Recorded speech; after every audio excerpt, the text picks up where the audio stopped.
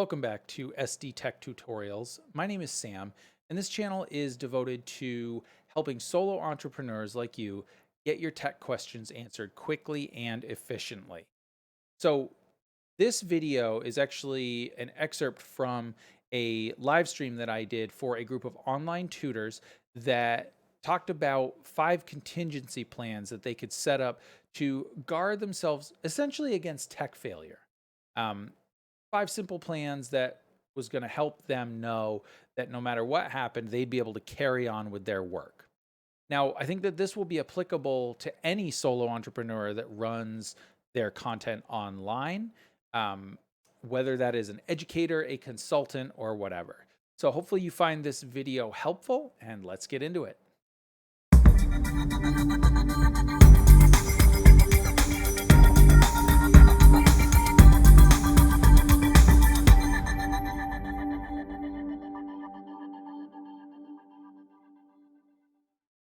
Welcome. It is 5 contingency plans for online tutors, but specifically to help you all deal with and think about coming up with plans in case these 5 common scenarios happen to you.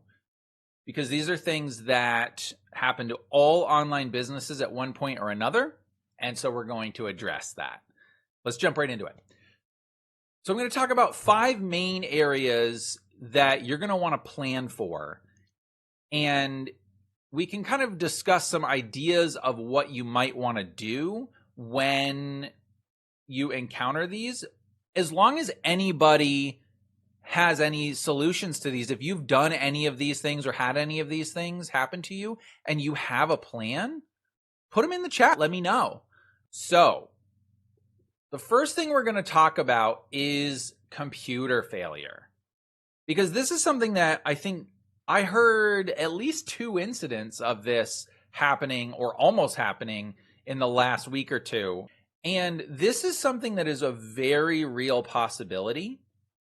And it's something that you really need to think about and put a plan in place for what would happen if your computer is your main source of technology that you use to teach. What happens if you can't use it anymore? You know, people used to think that with Macs, for a long time, people were like, well, Macs just work. I never have to worry about my Mac. And, you know, that's kind of true to an extent. And even now, especially on laptops, if you're using like a Windows laptop, most of the time they're going to be really pretty stable. But that's not what we are focusing on today, because what we're focusing on is when and if the inevitable happens. You do have something where maybe you can't access your computer, maybe it dies altogether, or even what happens if you just, I don't know, you went somewhere, you left it somewhere, and now you don't have it. What are you going to do?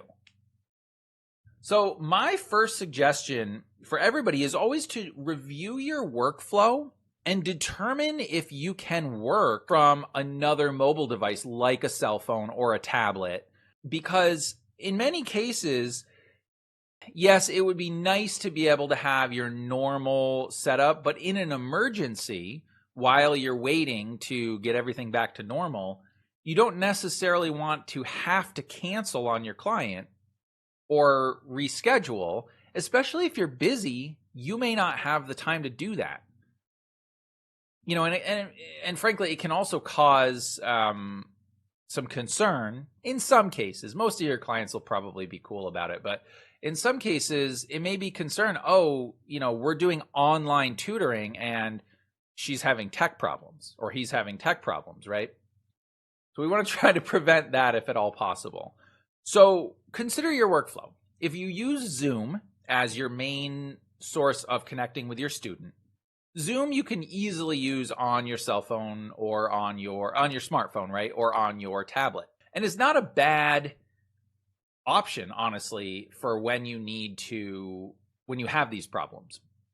But obviously it makes it much more difficult if you use Zoom with lots of other things like BitPaper or like RazKids or something else. Those are things where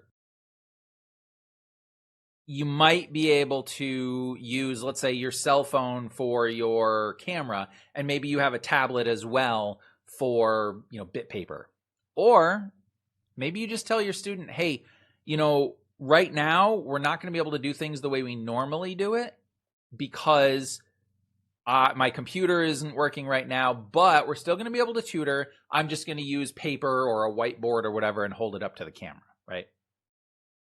So review your workflow and see what you can still do if your main computer dies, and have a plan in place for how you're going to make changes and how you're going to communicate with your student when this happens.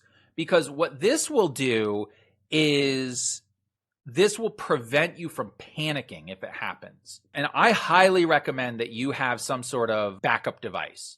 I have a bunch of computers in my house, but primarily, I know for Ashley, we've been in situations where her computer was not working well, and we weren't going to be able to get it to the point that we needed it to be before her lesson. So she grabbed the Surface Pro and she just worked from that, and because that works, like it was a laptop, it worked fine. So we had a backup device. So if you're used to working on a computer and you're used to doing things in a certain way, and you really don't want to change the way that you work because you feel like it's the best way to approach this for the student, consider having a backup computer. Whether it's just a cheap desktop computer, if you're in PC land, you can even get kind of like an old Dell Optiplex computer that can work, just fine as a backup. If you want a PC tower, or get a backup laptop. It doesn't have to be the newest one. Don't get a Chromebook because they're terrible, but something along those lines, right? Have a backup computer so that in the event that something bad happens, you don't have to panic. You have a device that will work. So that's computer failure. But I want to move on to location and what happens if your normal work location becomes unavailable or untenable. Do you have another place that you can go? Okay. Now, this kind of lumps in with like a power outage, but I'm going to go over a little bit of a different tact when it comes to power outages because there's a few things you can do there. But this can be a situation where all of a sudden your normal location isn't going to work for you because of a power outage. Or suppose, there's loud construction going on in your building or in your location.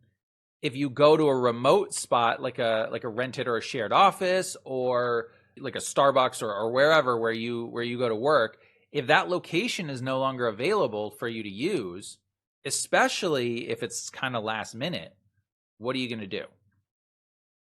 So again, have a plan here. Think about places that you can go that generally are available. So one thing to consider is if you're working during normal business hours, a lot of the time, if you have a local library nearby or even a university that might have a library that they kind of let the public into, that might be something to consider. Whether you can jump into a quiet area, or even sometimes they'll have conference rooms that you can either rent or just go into. Think about a location, talk to the people at that location, and see if that might be a possibility. One of the things that we've done is my mother lives about 20 minutes away. And so in the event that we have a situation where we really can't do our work at our home, because we work out of our home, like I suspect most of us do, we can go to her house sometimes. And we've done that several times now. Once when power went out, and I think there was another time where there was really loud construction at our neighbor's house that we weren't accounting for. We didn't know that it was going to happen. So we went over to her place, and she's always said, no problem. If you need to come over, just come over, we do our thing.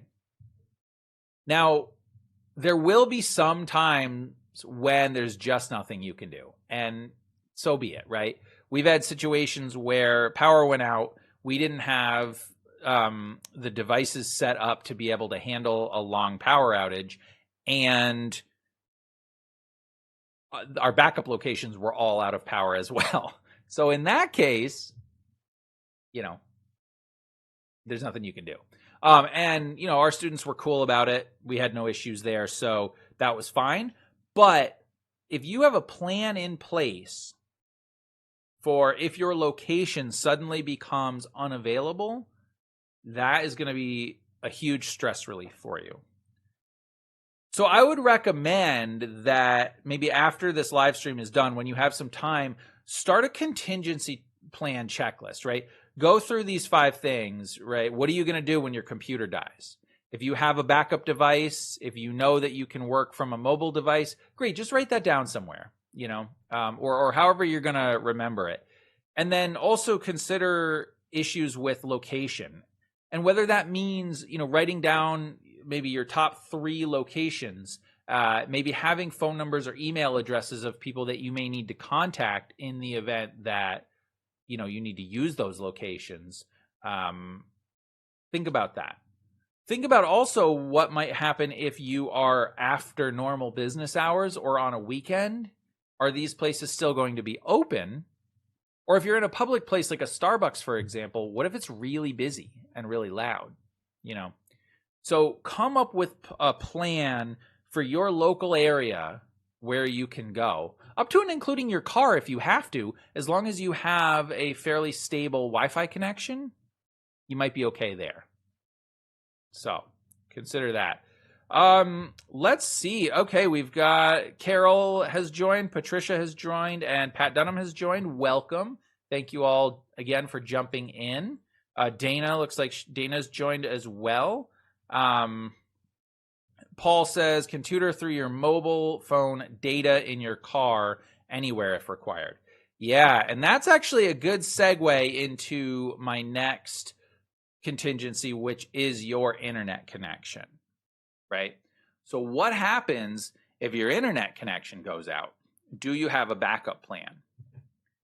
Now, most people have a smartphone these days, typically that will have some sort of 4G, or if you're in one of the cities that has 5G now, you'll have a data connection that you might be able to use.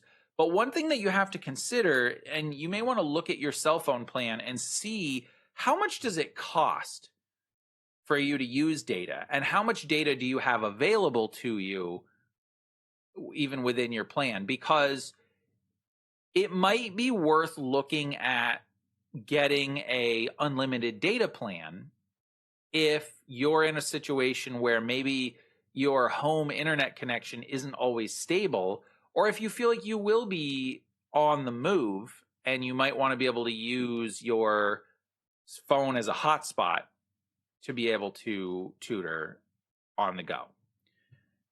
So I know for us, we have been in situations before where our internet was out because, sometimes Comcast or whoever your provider is will come by and say, oh, they're doing scheduled maintenance. And maybe they sent you an email telling you that, but they send it to your Comcast email or whatever, which you never check because it's all spam, right? So what do? So this one generally is figure out if you can use your wireless plan that you have through your smartphone, if you have that. If you don't, consider if you have an alternate location that you can go to that's nearby that has Wi-Fi, public Wi-Fi that you can use. And if that's going to be your option, I would go there on a day when you don't have students and test it. See how reliable it is. Because I'll tell you, here in the United States, and I don't know if it's just where I live, but even some of the places that have public Wi-Fi, it's not always very reliable. It's not always very fast. And if a bunch of people are using it, sometimes it can bog way down. So that's something that you need to consider as part of a contingency plan is, well, okay, I have this backup location that has public Wi-Fi, but what if you haven't tested it? It might not be a reliable location after all. So you'll want to test that. The other thing to consider too is if you are going to tutor from your car, consider where you might be able to go. One, that's safe. Two, that's not going to be too noisy, right? And three, that you'll have confidence that you can tutor uninterrupted, right? Because as we're going into winter and, it starts to get dark at like 5 o'clock, if you have a student in the evening and you're in your car, you might need to park somewhere that has overhead lighting. You may want to find a parking garage that is public, hopefully it's open, that has overhead lighting. You may need to find a location that has a big street light or something that you can park in that can shine right into your car, because obviously it's well and good to be doing that in your car, but a lot of the time your little overhead lights won't be enough to illuminate if you're in, let's say, at night and you're trying to work from your car. So that's not always a bad contingency, but just remember that you want to plan all this stuff in advance. The other thing that you can do is sometimes you can get devices that are like mobile hotspots, right? So for a lot of people that are like sort of like a digital nomad, right? Where maybe you go out and you're traveling a lot and you need a device that can always connect to some sort of internet, not relying on Wi-Fi. You can get those. A lot of people will use them if they're going out and RVing, for example, right? Going out in a camper. And usually it's, something that just pulls data signal like a cell phone would. Those can be sometimes expensive, but it might be worth checking out if you have no other options to see if perhaps in a backup situation, you can use that and it won't cost too much. So the moral of the story here with internet connection is this is one that you absolutely have to have a backup plan for. Because the other thing to remember too is you can't always rely on your cell phone network, right? Even if you have 4G or you have 5G, there's all the time you're seeing issues where there's data congestion, there's network congestion, there is some sort of weird maintenance going on in your area, and maybe the weather's bad and it's causing your cell phone to have bad signal, or maybe even your device is having issues and dropping signals. So test everything. When you come up with your backup plan and you say, okay, I want to see if this is going to work as my backup, test it. Find out how much it's going to cost you. Find out if you'll be able to do it reliably. And if those two things are acceptable, yes, it won't cost you too much. It'll be all right. And it's reliable, great backup plan. If not, you got to go on to plan B or plan C or plan D, right? Whatever the next thing is. So I'm going to pause for just a minute and kind of, I think I've addressed all of the questions here, but I'm curious to know if anybody has had any of these situations where you've had a computer die, you've had your location all of a sudden become unavailable, or you've had issues with your internet connection. And did you have a backup plan in place? What did you do?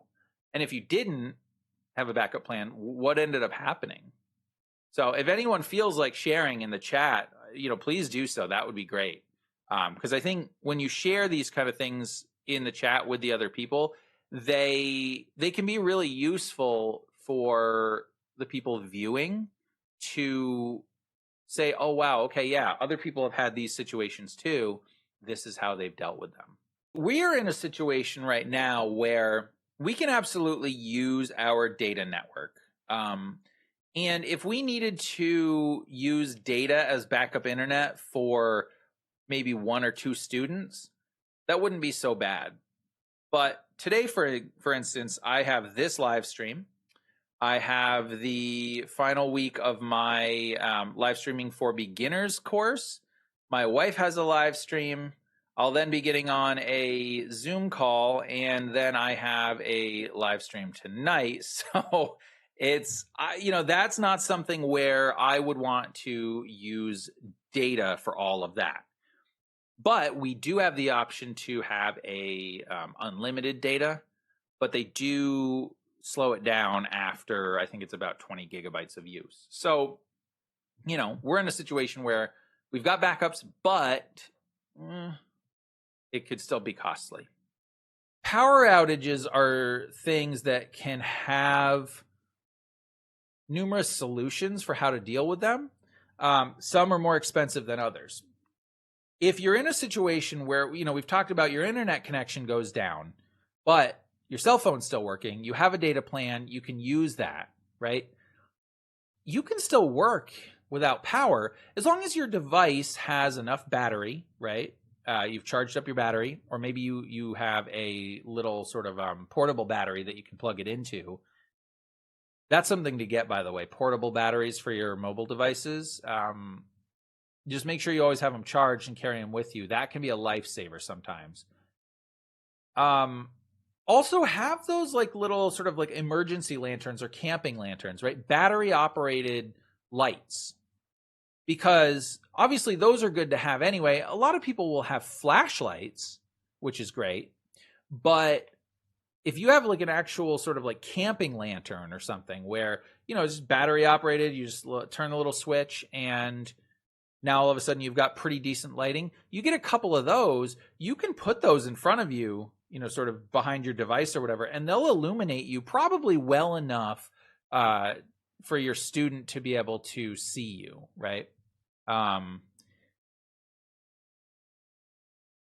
Or if you are, again, tutoring somewhere that you've had to move location and it is dark, those might be a great option for you.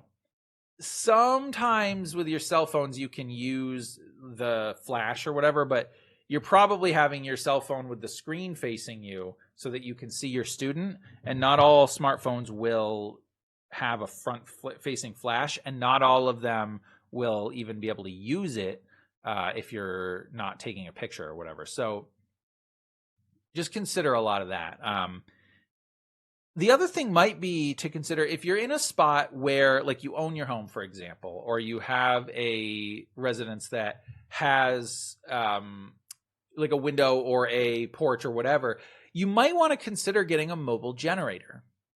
Because if you have a generator, whether it is usually it's gas powered. I've heard some use solar power as well, but a gas powered generator can sometimes be all you need to power one outlet so that you can have maybe a light and your tablet or your laptop or whatever, right? Those can be a little more expensive, but those also tend to be helpful when you live in an area where maybe power goes out more often than you'd like, and you don't want your food to go bad in your fridge. A lot of people will have a power generator, a backup generator that they can use specifically for that, maybe to turn on a couple of lights, maybe to have your refrigerator still run, that kind of thing. So, but not everybody can do that. If you're in a location where you're renting, or you are just in a location where you just don't have a setup where you can put in a gas power generator, look to see if there are any backup power solutions. Up to and including, sometimes you can have battery backups for like a laptop or a desktop that will give you a certain amount of hours of essentially battery power. You still probably won't have internet, but that's an option. So power outages, depending on where you live, that might be the more common scenario that you'll want to deal with. We often don't get power outages where I live, and when we do, they're usually pretty short. But since we moved into this new location, we've had 3. And that's very rare because I grew up in this town, and I think growing up, I probably remember having 3 total. So the whole point is that it's unpredictable, right? You're planning for an unpredictable situation. And everybody has a different scenario. So, a battery backup for your device, camping lanterns and portable little batteries for your smartphone or tablet so that you can plug in if you need to. A backup generator, or maybe even a sort of a backup battery device for your computer. These are all good options for if your power goes out. Or, of course, what we talked about in number 2, location. Our solution normally has been, when our power goes out, if it's isolated to our town, we will go to another location that has power, and that's worked fine. So you'll want to go over your situation, find out what makes sense for you, and make sure that you have a couple of backup options in place, right? Maybe your first option is, I will have my camping lanterns, I will have my little battery-powered backup so I can use my phone, and I will have a couple of camping lanterns so that my student can see me. And then the second option, if none of that is available, is I'm going to go to such and such location that should have power. Yeah, power outage is one of the big ones for us that we've had to deal with, and that can be a little bit scary just because of the unpredictability of it. You just don't know when your power is going to be restored. And even if your power company gives an estimate, frequently they're inaccurate. The last thing that I want to talk about that you guys absolutely need to have a backup plan for is data storage. Because assuming nothing else goes wrong, hard drives fail sometimes in your computers, right? So if you have student files that you need to access, if you have lesson plans, if you have materials that you use during your lessons that are crucial to you being able to do your lesson, if those are stored on your hard drive, on one device, that's at risk. And you need to have a backup plan for what you can do with that data. So the obvious solution and the first solution is to have a cloud-based system, right? So that can mean uploading files to Google Drive, to Dropbox, to any other service out there, Mega, or whatever you might want to use, right? I think Apple has it's probably something, right? iStore or whatever. I don't know. The Apple Cloud or whatever. But even Amazon has storage. So if you're a Prime member, you can use that. I mean, there's 1.5 million storage solutions for cloud, and a lot of it's free. So consider that, because there's nothing worse than having your files all of a sudden be missing. Something gets corrupted on your computer, your hard drive goes out, which can go back to number 1, your computer dies, right? And you can't access those files. What are you going to do? So cloud solution is obviously a big one, but that's only helpful if you have an internet connection, right? So sometimes another solution, and it's not even necessarily do this or this, maybe do both of these things, is have a portable hard drive, right? Have a portable device that you can store your client files on, just like you would on your regular hard drive. So I have this is a portable SSD, right? It's a Samsung, T5. And it just plugs in with a USB-C connection. I can store, that's a 500 gigabyte hard drive. I can store all kinds of data on there, right? That's a solution that is not too expensive, and frankly, a really good option for backing up your hard drive. This is one of the things that technology companies and really any e-commerce website have multiple redundancies set up, because they cannot afford to lose data. So frequently they will have both physical storage and cloud storage solutions set up for them so that they can always make sure that they can get to the information that they need. So if you're in that situation, and sometimes it's a thing where, you have gotten used to using, let's say, Microsoft products. So you use Microsoft Word, you use PowerPoint, right? You use these things on local files and you store them, you save them on your hard drive. One of the solutions is to go to the cloud-based options. So instead of Microsoft Word, use Google Docs. Instead of PowerPoint, use Google Slides, right? Because those store in the cloud automatically. And then if you want to save a local copy, you certainly can. And maybe you put those on your external drive, right? Or you put them on your regular hard drive and your external drive. Sometimes people say, well, why do I need to have all my data in 3 places? What if I forget to back it up to all those places, right? It's not a big deal if you forget to back it up to 1 or 2 of those places. It's a big deal if you forget to back it up to all of those places. But the fact is, if you have multiple redundancies and you get into a habit of every time you do something, you back it up to all these places, you're never going to be left in a situation where you can't access those. So that's a big one. And that's one that I want you guys to think about a lot, is your data storage solutions and what you're doing to make sure that you're protecting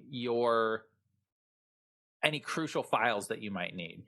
Even if it's just like a USB drive or whatever, because you're dealing with small files, you can put them all on that. Have something that you have as a backup solution. Know where it lives. Make sure you can get to it easily so that you're not going to be running into those situations. Because again, the whole point here is to help you prevent yourself from panicking, right? Because you have a plan. It's not to say that it's not going to be stressful and that it might not be a little bit nerve-wracking or uncomfortable, but you won't panic because you have backup plans in place. So in the last few minutes that we have here, I'll just kind of share. I've worked in everything from banking and investment, primarily hedge fund, to government, to technology, including my last job was with digital marketing. And specifically in the banking and the hedge fund case, we had redundancies like you wouldn't believe, right?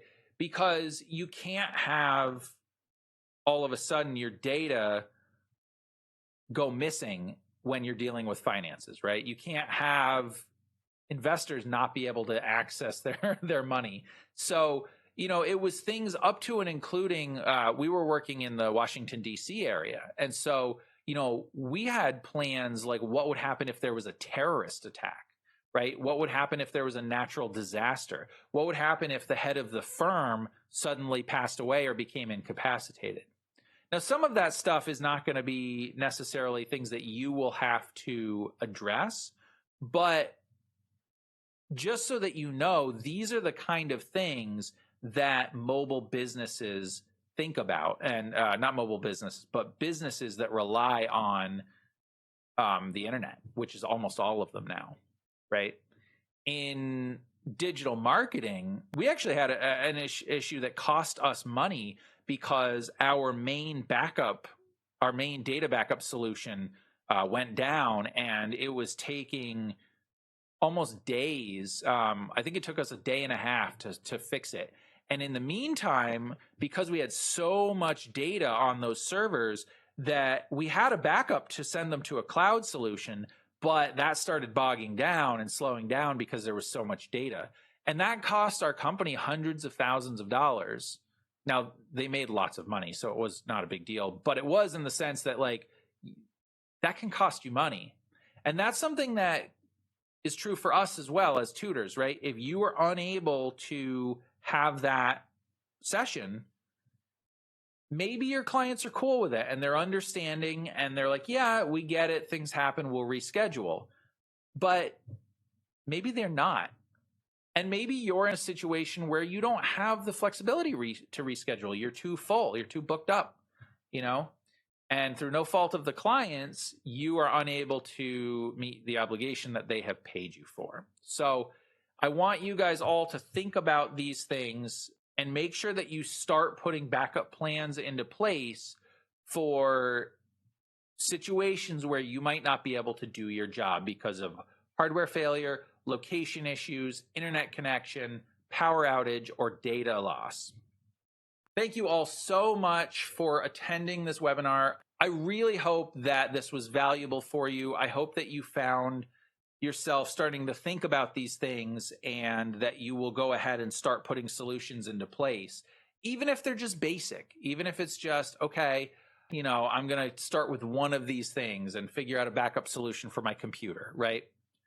As long as this is on your radar and you start putting plans into place, you're going to start feeling more comfortable, more confident, and better about this situation.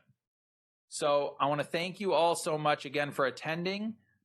Don't hesitate to reach out with any questions that you might have. You can always message me. And if you ever want to contract with me to help you set up, whether it's a live stream like this, video editing, backup planning, marketing, whatever it might be, send me a message and we'll get it going. Have a good one, everyone.